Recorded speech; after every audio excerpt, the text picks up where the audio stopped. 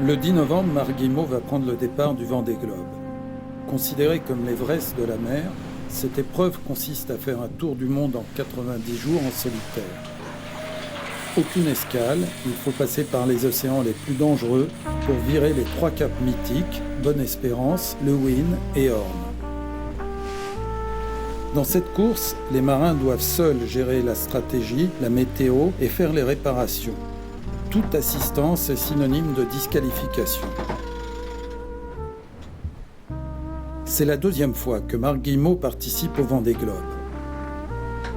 Lors de la dernière édition, en 2009, il est arrivé 3e au Sables d'Olonne. Fasciné par les marins qui participent au Vendée Globe, je rêve de l'impossible.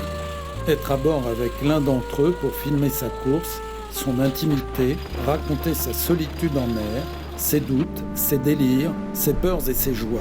Faire partager aux autres la violence de ses émotions.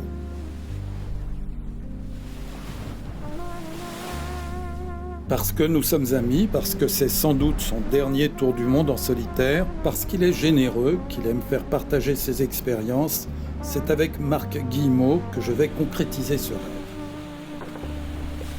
Bien sûr, je ne serai pas à bord avec lui, mais mes caméras y seront et grâce à notre complicité, nos fréquents échanges pendant la course via Internet, il va tourner ce que je lui demande, oser raconter la réalité de sa solitude.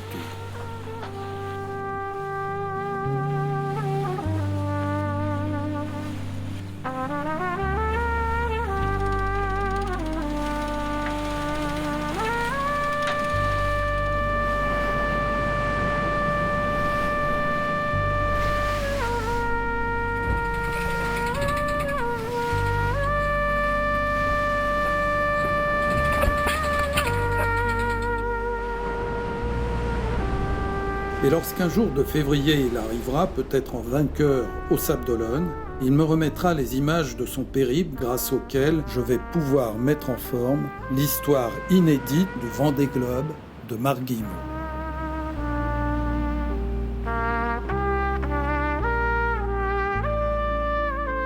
L'arrivée du Vendée Globe, c'était le 16 février 2009.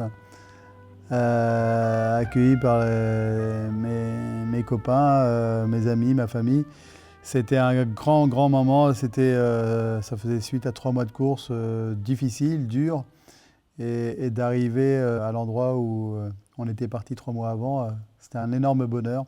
On dit souvent qu'on n'est jamais aussi bien dans sa vie que le jour où on arrive du Vendée Globe. J'ai pu le vérifier. Lorsqu'on arrive, il y a peut-être une fierté intérieure d'avoir réussi à mener des bateaux qui ne sont pas forcément faciles à mener en solo. Il y a une satisfaction de retrouver l'équipe qui nous a aidés à préparer le bateau, à faire en sorte que le bateau traverse sans difficulté. Et puis c'était un plaisir très personnel, très intérieur. C'est-à-dire qu'on est juste... alors c'est très prétentieux. C'est pas très humble, mais on est très content de soi. Ouais.